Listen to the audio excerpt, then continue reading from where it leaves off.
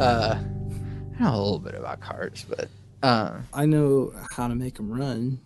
To put gas in them. yeah. Well, the thing is that you get to learn a whole lot about cars whenever your car's a piece of crap. My car's a piece of crap. Yeah. I drive a base model Chevy, and I've driven a base model Chevy ever since I could drive. It hasn't been the same car. I just keep replacing it with a slightly better base model Chevy because, I know what parts that a Chevy needs. Yeah. And that's just I don't have to ask some guy that's gonna treat me like crap at the hardware store. Sure. Yeah. Well, no. My car has over 250,000 miles on it. Nice. And the check engine light has been on for the past couple of weeks. Do you need an oil change or? No, I changed the oil recently, but no, it's just that car is just gonna eat my wallet or my soul or whatever. I recently got an oil change, and they gave me a free tire air fill up. They filled up my tires. Isn't that free for anyways? free? Yeah, I don't know. They just did it for free. But for some reason, whatever, the sensor on the tire still says that the air is low. I don't know if the sensor's broken or if they didn't really fill it up. Yeah. But I've noticed the sensor on it, if I do fill them up, it always says I filled up the complete opposite tire of the one I filled up. So I think it's just busted. Maybe it's just backwards. Yeah, that's kind of how I'm thinking it. So yeah, base model Chevys are not. I would not recommend them. No, I would also just not recommend buying a Chevy at all. Yeah, my second base model Chevy got totaled in a car accident, and the whole entire front end, underneath the covering, was all styrofoam. It was nice, solid styrofoam, quality American automotive. I think it was made in Vietnam or Korea or somewhere. Right, but Chevy is basically it's everything in it was a Daewoo, but they put a Chevy logo on it. That sounds exactly right. Yeah. So yeah. If you're gonna get a Chevy, make sure you get the one with all the bells and whistles. So when it does start falling to crap, at least you have seat warmers. True. I'm kind of on the opposite side to where whenever stuff starts falling apart, I replace it with nicer, better stuff. Yeah, that's nice. You can kind of say you built it from the ground up. Yeah. It's like a hot rod, but it looks different. Oh no, it looks awful. What I'm actually most proud of on my car is I have a whole bunch of nerdy decals on it. And if my car were to die suddenly, I would probably be most sad. About oh man, I have to buy all those decals again. Yeah, that's one reason I haven't gotten a new car, because I like my bumper stickers a lot. So, it's. I think if you're going to have a car, you should give it personality.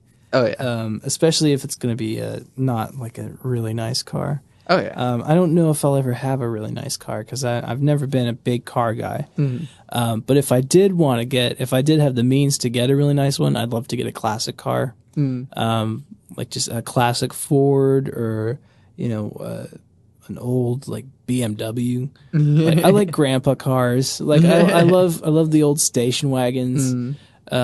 If it has an 8-track player, that's a plus. Do you even have 8 tracks? I do. I gave most of them to Jimmy, my drummer, because I needed to make room because I was moving into a smaller space. And of course, Jimmy does have an 8-track player because he's awesome. He collects things. Yes. I think most of the ones I gave him have been in a basement for a long time and probably need to be re-spooled or something, but they'll work once you do that. And I've always wanted a car that had a tape player because I have so many cassettes. So if it was a car from the 80s would be really like a DeLorean. Oh man, I'd love to get one of those. even though they're like totally crap cars. Well, yeah, but they're also like hard to get now because like Yeah. DMC is no longer around. But And you know, I love Back to the Future, so I Who- probably haven't like fully watched oh man. like all and this is actually what I was going to say initially, and then we just got on this tangent about cars, which like cool. Like a couple podcasts ago I got to talk about sports with with Trevor, which I would never do, but cool. And now we talked about cars. Yeah, you're talking to the like antithesis of a car guy. I have an older brother, and he knows a lot about cars, and he gets like the car magazines. Oh yeah, with the different. My favorite page. I should have taken a picture of it. There's an entire page of nothing but like different types of car squeegees. Like it's down like the details they go into. Like you could get like an orange squeegee and it will sop up most of the water, but this squeegee is like the super squeegee. It will sop up even more. And you know, it's the same thing. Like, and every page goes into that much detail. It's like different kinds of spark plugs. Like this spark plug has, you know, copper, you know, connections or something. You know, it's. I'm always amazed, and like apparently they make a difference. Well, the thing is, like every world sort of has its own things. I like know that. I have my obsessions, especially in the world of like audio and music. I'll constantly go look through the used bins, like trying to see if there's a you know, different masterings of stuff or different pressings. And you know, I'm a big nerd about that stuff. Especially because I like a lot of older music, so there's usually more than one option. Do you collect records? Yeah, I have a humble vinyl collection. It's not as big as others I've seen, but it's bigger than some of the others I've seen too. I do have like multiple pressings of certain albums, and definitely no shortage of Beatles. See, the thing, like I would collect vinyls, but as soon as someone would get me a record player, that would, gosh, I would start buying too many vinyls. I like predated the sudden renaissance of vinyl because when I was born, like my parents still had a record player, and I grew up listening to their records, and that's kind of what informs my sound, I think, in terms of like influences, because I listen to what my parents listened to as if it were new music because it was new to me. Right. So, you know, I grew up listening more to like Neil Diamond than like NWA. Very, very different things. Yeah. Although similar in many ways. Still waiting on that NWA Neil Diamond collaborative You know, they record. both represented the streets, just different coastlines. Neil Diamond was from the streets of Brooklyn, and he had attitude.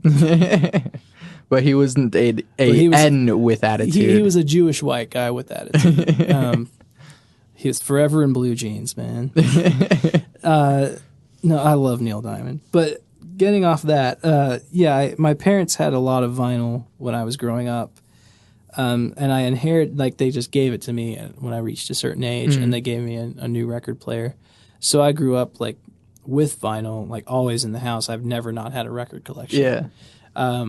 So fast forward to all these years later, I've accumulated a lot more, and then suddenly vinyl is cool again. Yeah. So I've gotten, like, new record players that are, like, much better than what I used to have. I've gotten this old Technics turntable that I've restored to its original glory. And, so to me, what I love about vinyl is I think it's like, it must be like what classic car guys like about old cars. There's something about sitting in an old car and driving it and like having to use the stick shift and something about being more involved with it, and it makes you kind of feel more connected with the road. Right, yeah. And it's kind of like that. Like when I listen to a record, I have this big piece of vinyl. Yeah. I have to change the sides. I have to place the needle on the record to make it happen. Mm-hmm. Then I get to sit back, look at this huge cover, read the liner notes, like devour them, and then, sides over, get up. Mm-hmm. It's more an involved process, but it's it almost makes it more rewarding. Right. Especially when it's something that you put a lot of work into. Yeah. And I mean, I've said it before, but like there's this idea of like, you want someone to listen to your album like in their lounge, because it's a lounge. Yeah. With like a robe on or something, like with a glass of wine or something while like the record is playing, and just like sitting there enjoying it. Like, ideally, that's what I want someone to do with my music. But it's like either they're listening. Like I always think of Hugh Hefner. Like he always had the best stereo. Like, that's one thing that I always noticed. Like his stereo equipment was on point. Like like the old Playboy articles going back to like the 60s. That I found like in an old library, and like there's like articles about like caring for your records, or like how to pick the right stylus, or what speakers go best in your in your listening room. Right. And I was like, man, this guy was really into this kind of stuff, and he also liked boobs. Yeah. But I can overlook that. No, like, and it's hard to like have that same kind of experience with like a CD or an MP3. It's impossible to have with an MP3. MP3 is like instant. Like you just listen to it and it's like it's there. You don't physically have it. Sure. It's just kind of little bits of information that are on a chip somewhere. The difference though is that and I guess that sort of also just speaks to my age, in that you're able to experience it in a different place, in a different, in your own way. It's instant gratification, which I think can be good and bad. I think when iPods became all the rage, I definitely had one. And I loved having like all my favorite songs just right there. Yeah. And I just shuffled through them. But I think it also kind of killed my attention span with music. For a long time, I would just like listen to certain bits of songs and then just skip to the next one. And it killed the experience of listening to a whole album. And that never happened to me. It did for me. I think just because I listened to shuffle so much. Yeah. Or on shuffle. So when I would get new music, I would just load it in my computer, and I wouldn't listen to it as an album. I'd listen to it like whenever the song came on, that's when it came on. Right. So for a while, that's how I was listening to music. And then when my iPod broke, it was kind of a good omen, because I was able to just, I have it on CD. I'll just put the CD in my car and listen to it. And that was, I think that was good learning experience. Yeah. And that was right around when vinyl was making a big comeback, or just starting to. Yeah. So I think a reason as to why I never sort of had that problem is, one, I never really had like an iPod that had like that much memory. Yeah. And so it was always like it's kind of a secondary thing. Yeah. Well, like I would have to sort of pick and choose, like, oh, I like this thing, and this is the thing that I'm going to listen to. Like, even with my phone right now, like up until like last week, I didn't have unlimited data. And so like I don't stream anything. I just like have the music, and I listen. I would just pick an album and just listen to that over and over again. And so that experience has never like gone away for me. And so what I would do is just some people, I guess, did different things with all of their free time whenever they were teenagers. My friend Noah, like, he's really good guitarist, and he said that like, oh, whenever I was a teenager, I would just like go home and like play guitar until like I would go to bed. So like I'd get home from school, and like when I'd go to bed, I would just play guitar. I was like, cool. I would walk around and like listen to music by myself. I played air drums to a lot of stuff. I started out as a drummer, so I had drumsticks. Yeah. But when you're in your parents' house, it's rude to play drums at like 10 o'clock at night. So I just put my headphones on and just like play air drums to whatever song it was. And I'd listen to it over and over again until I knew it like from top to bottom. Not just the drum part, but I knew like everything about it. I knew like when the bass player, like I knew what notes, like what inflections people were using and they're singing. Yeah. Well, what's an album that like? Well, any Beatles album, of course, any Beach Boys album. There's this great album by a band called the Crash Test Dummies, or just Crash Test Dummies, and it's their second album is called God Shuffled His Feet. And it has their big hit on it, which is called And that was a huge hit in my day. But he has it was produced by one of the guys from the Talking Heads named Jerry Harrison. And it's so different from what was around at the time, and I don't really think anything since has been like comparable to it.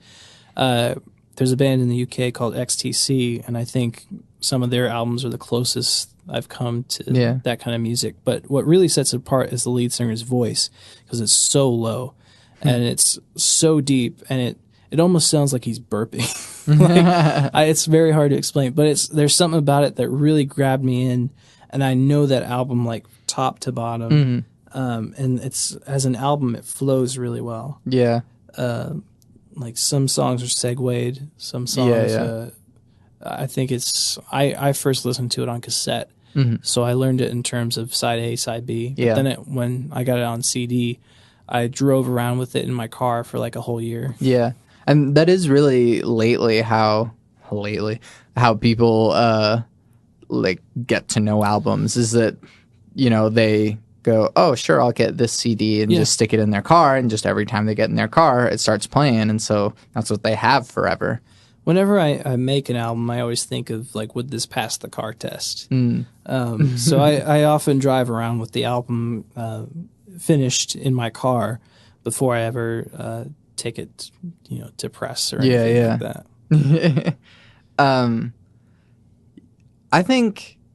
I kind of think that any album can pass the car test, in that whenever I listen to music in that way, it's not even so much that the music itself is good enough for me to do that with it. It's just that I have to be the one to be willing to put forth the effort into listening to it. It's tricky when you're driving, because you're supposed to be concentrating on driving, not the music.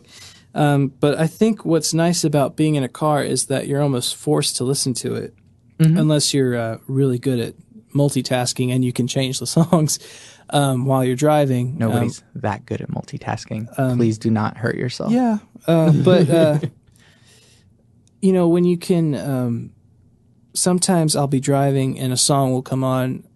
It'll be a song like if I listen to music on my phone now, and I kind of shuffle through it like it was an iPod. But I like to put songs on that I don't really know, just so I don't get bored. Yeah. So I'll be driving and this song will come on that I apparently put on my phone, not that I remember it, and I'm like, oh, I didn't know I had this on here, and so I'll listen to it. It's like, hey, I like this song. I like this song. I'll keep it. So that's kind of my new style. Yeah. And the thing is that my style sort of shifts, and also in the way that like I don't listen to music that often anyways, because I just listen to a lot of podcasts and a lot of audiobooks. And so also my car's speakers up until recently have just been absolute shit. Did you just replace them? Or? Yeah, a friend of mine bought me some new speakers, and but it was only the rear speakers, and so I just have the music only going to the rear speakers. So it's nice and boomy. Yeah, it is. But there actually is bass, and whenever that bass happens, it's not like a rattle. When my older brother first started driving, he got this like 95 Mustang, and it was like 1997, 98, and it was like a little tiny little car, and he put like one of those huge subwoofers in the back. But the back speakers, instead of being like most of the speakers in the back, they're either in the door or they're like under the back windshield. Yeah. These speakers were right next to the seats, right where the seatbelt hung. So if no one was sitting back there, the seatbelt would rattle, yeah. on the seat. And I'll never forget, we were driving, like he was picking me up from elementary school or something, and Ghetto Superstar was on the radio. It was like, Ghetto Superstar. Just the rattle of the... and I can't listen to that song anymore. Without thinking of that rattle? Without thinking of that rattle. Yeah, yeah. It sounded like, when the rattling was so intense, it almost sounded like a swarm of bees in time with the music. Yeah. That's actually something that would happen with certain songs, that there was a time where I may or may not have pirated a lot of music, but like because of like LimeWire being all weird and stuff, like some songs would like skip or like have errors in them or whatever, and I would actually like know the song with the error in it. I'll never forget, I got a mix CD one time, and one of the songs had the AIM chat sound, like when someone left the AIM chat, like the door slam. It was just on like one of the songs, and I was like, I can't listen to this song now without hearing that door. Just like at the nice, I forget which song it was, but it was like the nice quiet moment in the song, and just your like the slam of the door. Kind of worked for the song, I think. Yeah, no, and that's the thing, that like after a while, and that's why I sort of listen to music in that way, is that you don't, like, the album doesn't do that for you. It's sort of you do that for the album, in that like you learn the order of the songs, and you learn the feeling of where it's going and stuff, and sort of, because I think that, some music that we listen to a whole lot, and we know like every intricate thing, that I know whenever I'm making the music, I'm just kind of like, oh, here's just a random thing that I threw on there, and like it sounded cool, but whenever someone else listens to it to that extent, they like can follow that. I think I kind of apply it to when I'm making music myself, because before the album is finished, I kind of have a good idea of what the final track order is going to be.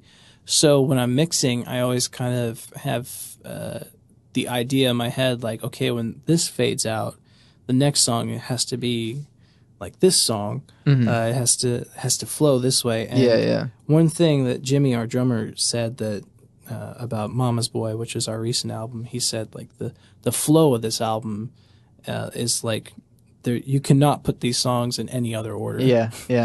And I was like, well, that's kind of the intention. Not that it's like a concept album, but I think the songs in the order they are like the way they need to be. So I thought of a greatest hits album almost like scares me. Not that we've had hits, but like the idea of a compilation of someone like coming in and like changing the order of the songs and like just presenting them all willy-nilly. It's kind of like, no.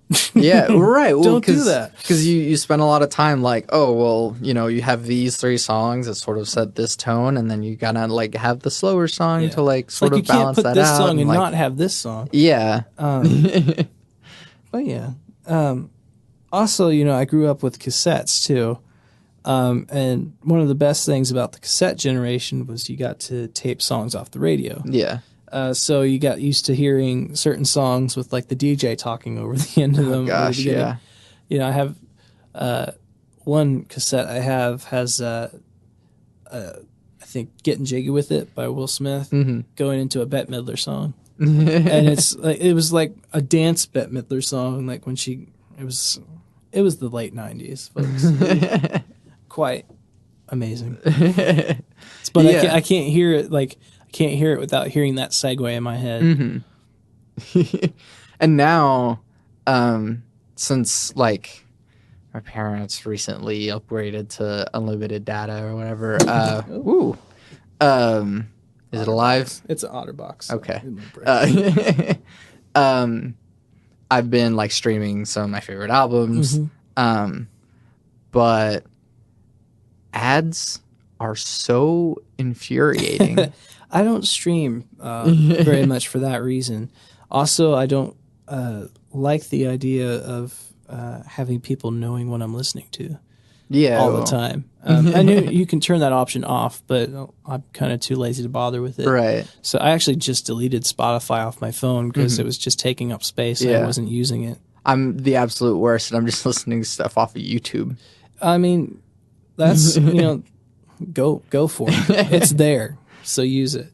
Yeah, but every time an ad comes up, like, especially since these are albums that I know front to back, like an ad just breaking that flow of the songs that you know so well, it's like, it literally just, I don't know, probably like 5 times this morning when I was driving, an ad came on and I was like, fuck you. I loved satellite radio when it first came out, but the sound quality is so shitty. And it'll never be good because the satellites are miles and miles and miles away, and we're down here, and the little receiver they give you is like a cell phone receiver. Yeah. And it just all sounds like a underwater MP3, like the worst quality. And then they do something with the EQ. They like shave off the top end, off the EQ, so it already sounds bad anyway. Even if you had like a good reception, it would still sound like crap. And I'm like, it's so ironic. Like you get the best selection with no commercials, and yet the worst quality. Sound. Yeah. It's like it tells you where the priorities are at. Yeah. For the common people. Right. It's like they don't care about quality. And they never have, because look at 8-tracks. When those were like the popular format, they sucked. But that's what people want because it was the most convenient thing. Yeah. Does vinyl sound better? If it's like a vinyl is typically mastered from the same thing that they mastered the digital version from. It's just kind of like, what really makes a difference is where the album was pressed. If it was pressed at a good pressing plant, it's probably going to sound great. If it was pressed on good vinyl, it's going to sound good. If your turntable has a good setup with a good cartridge, there's a lot of variables. Yeah. So just, I can't say offhand, like, will it sound better? I will say I have heard really good sounding vinyl. Most of them are really expensive because they're like the good top quality reissues. But I've heard new vinyl that sounds good too. But I've also heard some really crappy sounding vinyl. Yeah. And most of it's been new, and most of it's been pressed at this place called United Pressing Plant in I think Nashville. I don't know what they use to press. It sounds like it's the noisiest vinyl, and that's always been my like big pet peeve with vinyl is noise. When it's a new record and I put it on and it's noisy as fuck. It's like, I just paid like a good chunk of change for this. Sure. Can you please, who does your quality control? Or the biggest, like even worse than that, is if the record's off center or warped. So yeah, vinyl can sound better, but a lot of people need to do their job for it to sound good, and you need to have good sounding equipment to play it on. You can't just put it on a Crossley and be like, "Oh, it sounds so much better, man." As nice as those Crossleys look, they and as much as they cost, you think they would sound good, but they unfortunately they're made of cheap plastic. So don't everything in our world is made of cheap plastic now. They are the Chevy of turntables. They're the Daewoo Chevy. Yeah. See, because I've never quite understood really, and I mean, like, a lot of the people I've met that said vinyl is better grew up when vinyl was like the only thing. But also that placebo nostalgia effect. That, and I think a big part of why they think it's better is because CDs and digital files highlight high end. And analog with vinyl and analog tape, you're going to get more low end. And I think low end, especially when it's analog, is always going to kind of have a more warm tone to it than it does on digital. Because there's something about bass frequency that doesn't always necessarily carry over to digital quite as well as it translates through vinyl. And I think it's because it's analog and it kind of makes it more like a physical thing that you can picture in your mind. Yeah. Whereas on CD, it's like, yeah, it sounds kind of like a bass. It's very boomy. It must be a bass. I think it might also be that like it's more like honest. Yeah, that like analog does stuff to sound. Analog colorizes the sound just a little bit, and a lot of people like that because, you know, when things like jazz recordings, it kind of helps it. Because jazz recordings they're very sparse, and there's like usually 3 guys playing. In digital, it's kind of boring. It just kind of sounds flat. Yeah. When it's on analog or coming out of a record player, it makes it kind of more lifelike because it gives it more of a human quality. See, and then like, and we had this conversation. I'm not saying one's better than the other. Right. But they are like digital, and I tend to lean more digital, one because I'm poor, but two because I'm young. Yeah, I like digital more in the terms that if I want to hear like how it sounds like just straight out of the studio or straight out of the mastering studio, the digital is going to give you that. If I want to hear it with a bit of, you know, coloration based on like the specs of my system, like, I would try to go for the vinyl because, you know, my system is set up how I like to listen to music. Yeah. You know, and all the equipment I have on it, you know, I have like old receivers and the wires I use and the speakers I use, and that's all going to change. Yeah. But with digital, it's like it's just there. It's like it's how it was meant to be. Vinyl and analog is like it's more tailored to what I like.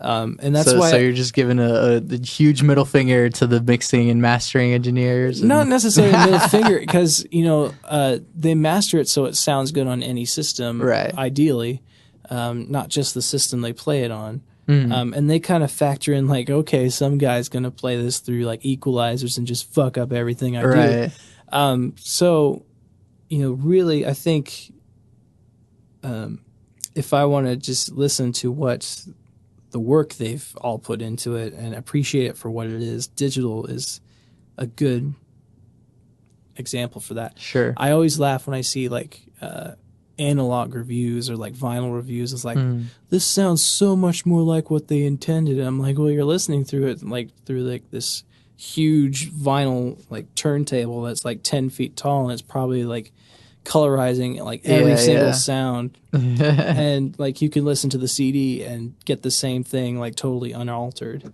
So I don't know, it's just versions. It's kind of on the mood you're in. If like I have no preference really. I like I said, I like the experience of listening to a record. But it's kind of like reading a book. You have to also buy the time to read it. So if you're on the go, digital is definitely your friend. You can't really take a vinyl into the car. And they should make those. I know they did have 45 players. I don't know if they ever did the big 12-inch. But then you'd have to make sure that your car like is able to just not need some good shocks. Or else you're just gonna like skip all over the place. Well, I remember when CD players, we first got the first CD player in my family's car, and you couldn't go over many bumps, and you couldn't. My dad smoked. Every time he'd smoke, the smoke would go into the CD player and totally like mess it up. Wow. That CD player didn't last too long. That was a Chevy Blazer too. There's a pattern of Chevys. No, I mean like, frick, I forgot what I was saying. But even with books and time and stuff, like I had recently sort of recently. I had borrowed Watchmen from Jimmy, and the book. Yeah, the comic book, and I like was gonna read it, but then like I lost track of time, and like I got probably like 3/4 of the way through, but like I lost track of time. It's just like sitting on my shelf, and I'm like, if I start reading this again, I'll probably just have to start over. And so like, I don't think I'd ever lend out a book to someone because it seems like every time I've done that, it's never come back because it just goes on their shelf and they're like, yeah, I'll read this. One time I was in a relationship that didn't last too long, unfortunately, or fortunately, because now I'm married, so I'm happy. But they gave me a book, and it was like, this is my favorite book, and I want you to read it. And I tried to read it, and I had no interest in it at all. Yeah. And I was like, I don't know what to say. Yeah. Like, do I tell them, like, I don't like this book? Or do I say, like, I'm really, like, do I go look at the Spark Notes and just, like, this, like, yeah, this character's really cool. He's got some depth. But it was just something I couldn't get into. And the name of the book has escaped me because I blocked it from my mind. But, yeah, I felt like that was probably the end of that relationship right there. Well, I mean, not necessarily, because I mean, you're allowed to not like the same things, and I mean, yeah, I think that was something that this person needed to be made more aware of. In fact, I stay friends with my exes because I try to be nice. So, like, I don't have any animosity towards them. But this one such ex, shall we say, posted a Facebook like status. This was like maybe 6 years ago, but it always stuck out in my mind because I thought it was really funny. They said, like, what are your tips on how a good relationship? And I was like, well, try not to make them read books that you like. Yeah. Try to like their interests for what they are, and not make them like the things that you like. Yeah. Yeah. Yeah, I've learned that. I've been with my girlfriend for it'll be 8 years next week. So yeah, like she doesn't like Tom York's voice. Mm-hmm. And that hurts me a little. Yeah, there's a lot of music I like that my partner does not, and torture them with it every day. No, it's I like people like Joni Mitchell and just that singer-songwriter stuff, and it just goes so over people of my generation's head, really. But then again, I don't like everything that people in my generation like. Right. Such as I know Radiohead's your favorite band. I've never really got into Radiohead. Yeah. I think it's because it was very big when I was. They're huge. Yeah. It's to this day. I don't know what it was. I think it's a boat that I missed. Nah. It's kind of like Harry Potter. Like I never got into that either. Right. I'm just losing fans over this right now. No, I mean I think that I'm just a terrible person. That's actually the first thing that I was going to talk about, but you're good at this, and so we're able to just kind of navigate wherever our conversation goes. So my initial point was going to be that like I don't really, my range and taste of music is actually not that broad, and like all the stuff that people say that like, oh, you have to listen to this, or like everyone knows this. I don't know. I find the stuff that people say you have to listen to be the most boring stuff. A lot of the time, it has to be something that I discovered, or that something I hear that really like makes me perk up. If it's something that a magazine is telling me it's important, I automatically don't want to listen to it. And I think that's kind of where the aversion to Radiohead comes from, because Rolling Stone and like all the important magazines were like really over the moon with everything they did, and so I kind of just stayed away. It's kind of like Arcade Fire. Yeah, like everyone was like so like I've been trying to catch up with Arcade Fire, and I like it. You know, I hear like little bits and pieces, and I like what I hear, but it's never made me want to say like, oh, I'm just gonna go buy the whole album. Mm-hmm. It's like I guess that song's good, and that's kind of like my thing with Radiohead. Like I'll hear the song and I'm like, yeah, that's good, but I think it's one of those bands that feels like they have so many albums at this point. It'd be like it'd be a huge investment. But I think A Moon-Shaped Pool might have been their last album, so you know, I'm kind of at the point where I'm like, as I'm going to reach a certain age, where I'm going to buy a Radiohead album, but I'm not there yet. Yeah. I'm kind of gonna, because I'd probably start with In Rainbows, because a lot of people tell me like that's the album that I would like the most, because it's the most I don't want to say commercial, but it's and then. Like my brother had OK Computer, so I'm more familiar with that. And of course, I know like the hits, like I know Creep, and then but everyone has to know Creep. Yeah, everyone knows Creep. That's like their Bohemian Rhapsody or whatever. Yeah, not really. No, because Creep, it's Bohemian Rhapsody is good. Yeah, it's their We Will Rock You. There you go. Yeah, it's. Yeah. When you see like people like Tears for Fears doing a cover of Creep, it's like, what? Yeah, it was. I don't know. The thing is, like, that's a song that has probably lived longer than they thought it would. Yeah, I think. Yeah, because it's longer than they would like. Yeah, I mean, I keep thinking like, what's gonna be what's gonna be the Lunar Laughs Creep? Like, what's gonna be the song that keeps coming back to like haunt us? Like, are we good enough to have a song like that? I mean, do people like always ask for a song or something? You know, there's actually a running joke we have in our shows, and that's Connor's girlfriend always screams for Nighthawks and Mona Lisa, which is the last track on Mama's Boy. The reason we have her do that was because some reviewer said this is our signature song. Oh. And like, we don't know where that came from, because it's not really representative of what we do. Mm-hmm. It's like a shuffle song. It's very upbeat. Mm-hmm. It's a love song. And it's kind of totally different from what we do usually. So we usually do like more serious songs, but this song was kind of like da, da, da, da. It's very snappy, and so it's like, and this is our signature song. Right.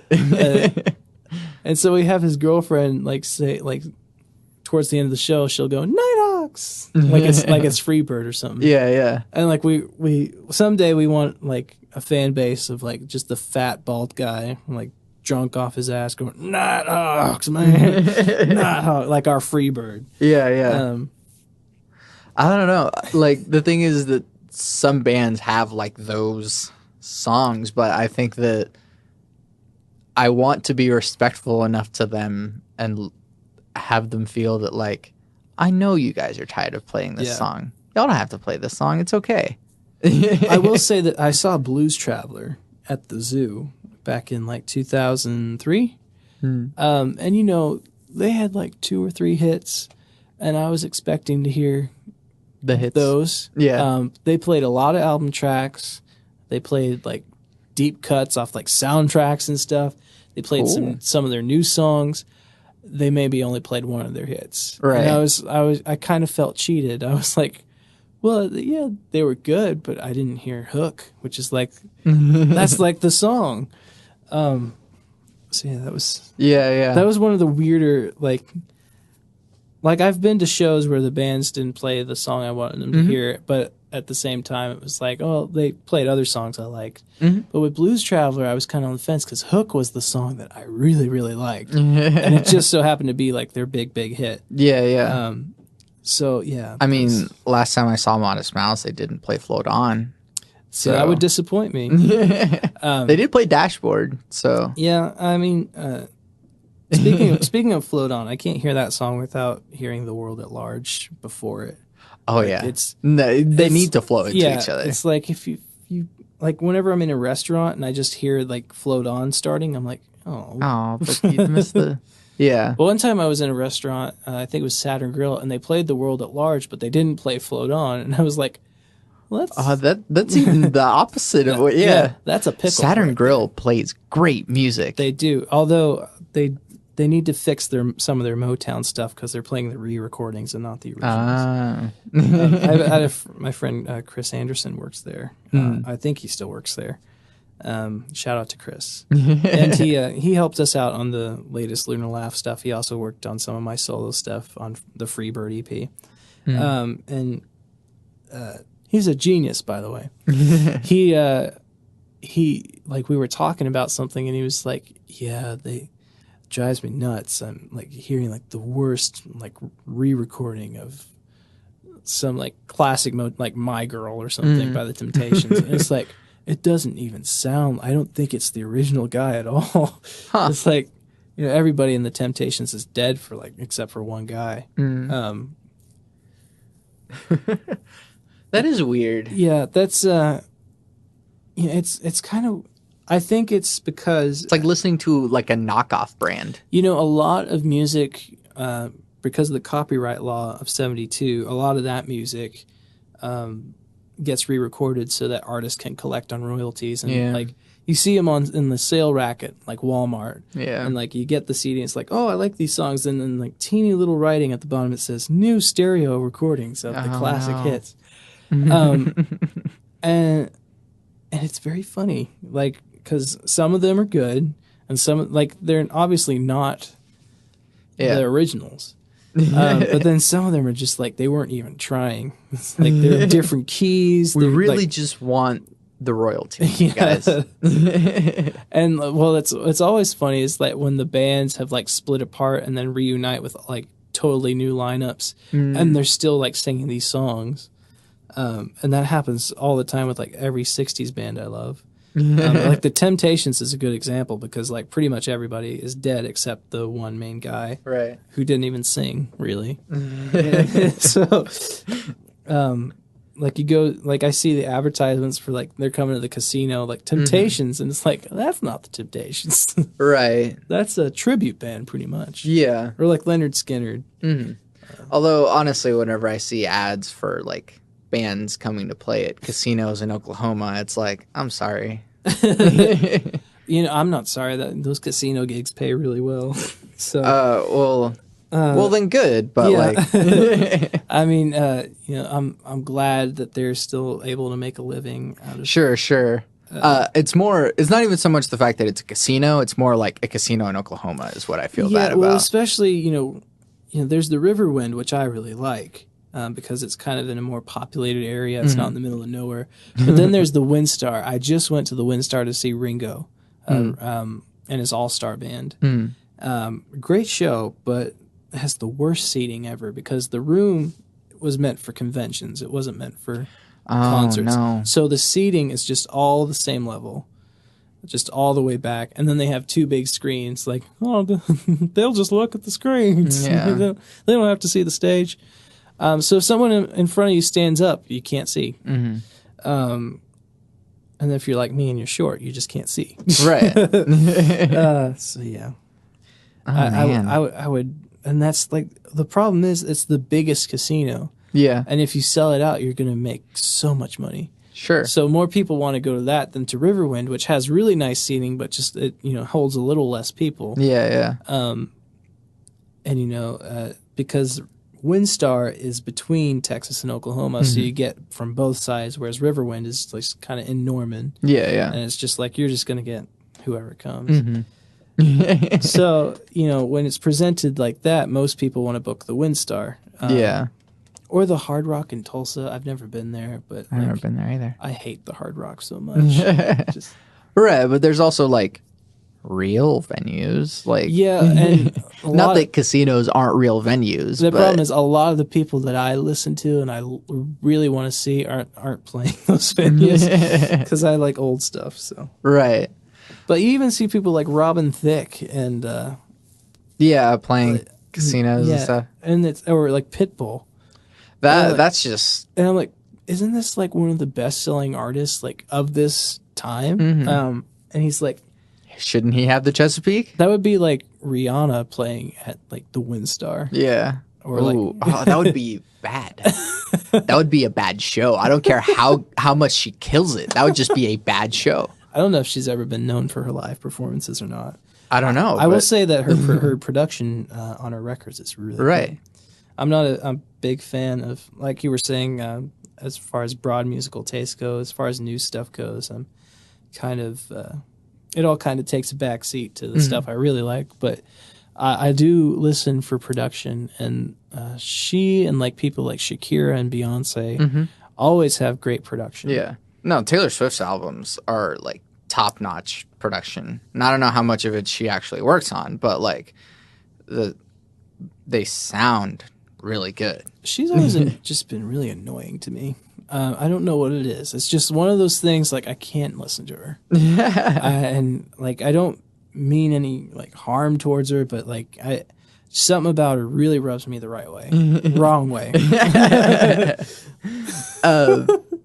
Well, no, I think it's I was thinking about it, and my brother pointed it out, like, hit the nail on the head, is that her music is pretty good, but it's like such a event that it's always you have to, as like, there's something about it that's generic. Yeah. It's like, it's like catchy, but is it like, if she were fat and like had pimples all over her face, would people care? Like, I think it's kind of been more about her look and the way it's presented. Yeah. It's an event in the presentation. It's like, oh, that I'm Taylor Swift. That I've said these things or had this beef with people. And so since you have this context around the song, you can enjoy it in that way. Yeah. And it just, with everything she puts out, it just seems to get more and more like that. And it kind of reaches new levels of stupid. Yeah. And it's like, I like that. Look what you made me do. I couldn't even I didn't have to watch it to know I didn't want to watch. I think the music video made the song better, honestly. And it shouldn't be that way. It shouldn't, because music videos don't make money. Yeah. But it should be the other way around. It should, like, you should like the video because you like the song. I know videos can change the context of the song. Yeah. Kind of give you more of an idea of what it's about, or more something to think of or visualize. Or something entirely unrelated. Yeah. Make you really confused. Every Tool music video is like, what is going on here? Yeah. Tool music videos you can watch with the mute button on and still enjoy. Oh, yeah. But, I just, it's, wow. Taylor Swift, I don't know. Yeah. Although, talking about Tool, listening to Parabola without Parable before it, that's another one that's just like, but you have this whole lead up to it. It's literally the name without a letter. You have to put that right before the thing. Because there are some like rock radio stations, it's just like, boom, here's that impact at the beginning. They just want to squeeze as much commercials as they can. Well, I think I got to go. Okay. In a little bit. So. Well. Good night, everybody. In which case, yeah. I'm Santiago Ramones. I am Jared Lee Kites, and you've been listening to me ramble on. We've both been rambling on. Real quick, where can we find you and your things? Me and my things are going to be at thelunarlaugh.com, or you could check The Lunar Laugh out on iTunes. We're also on YouTube, Instagram, all those, Facebook, and all those non-physical entities. Or that December 30th show at the Root? Yes, we're playing December 30th at the Root for those of you in Oklahoma City. Even if you're not in Oklahoma City, you can come check us out and buy an actual record. Yeah. Cool. Again, thank you. This is a lot of fun. This is a very natural conversation. And it started off talking about crappy cars. Yeah. I'm Santiago Ramones. You can find everything that I do on my website, santiagoramones.com. You can buy my stuff on Bandcamp or not buy it and still download it. No, buy it. And I have a demo with 6 songs or a single off of that, and let me know what you think of this podcast as well. And if you'd like to, I don't know, be on the podcast or let me know just what comment. you think of the podcast. Yeah, just comment That's on how the I post got here. and I'll probably get you on and we'll have other weird conversations about music and crappy cars. I end every podcast with my 3 things. Those 3 things shape my life philosophy. Those 3 things are: love never fails. It's going to be okay. I might be wrong.